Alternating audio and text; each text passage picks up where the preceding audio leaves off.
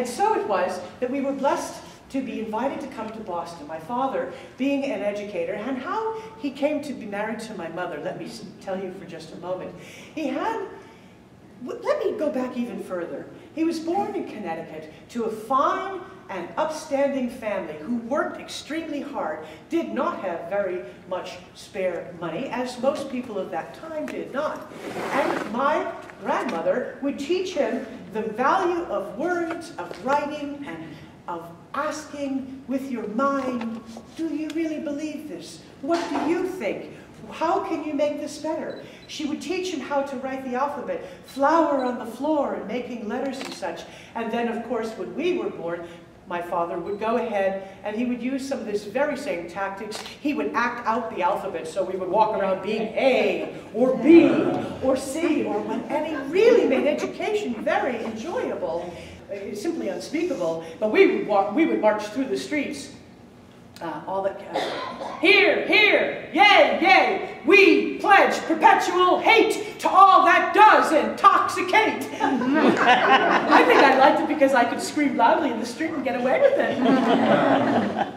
No, please be more ladylike, tall and graceful and kind.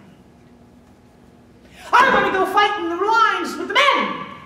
I want to stand there. I want to be a direct part of abolishing once and for all this hideous institution. So it came that my publisher, who I had said, I know that I can write, if only you would take a chance on me. Stick to your teaching, Miss Alcott. You cannot write. So, Mr. Fields gave me $40 to help me put together another circle of children and the second time on Pinckney Street on Beacon Hill. And I rather surlily wrote him a letter, and I said, should the day come that I would be able to, I will be glad to pay you back your money. And that day did come. And when it was all packaged up, it was in 2 parts, but you'll come to know it as Little Women. And it really was Little Women and Good Wives, and that has been rolled together sort of into one book now. And I sent it off, and I was certain it was going to be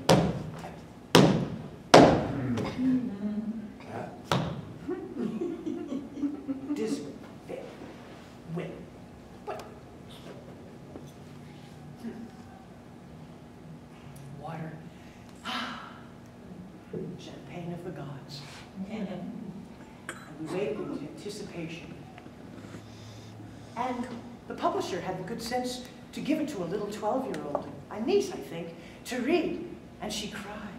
And she was all excited. And she shared the book with her friends. And they all sat around sharing the stories and talking about the book. And it started selling. And then I received the first check.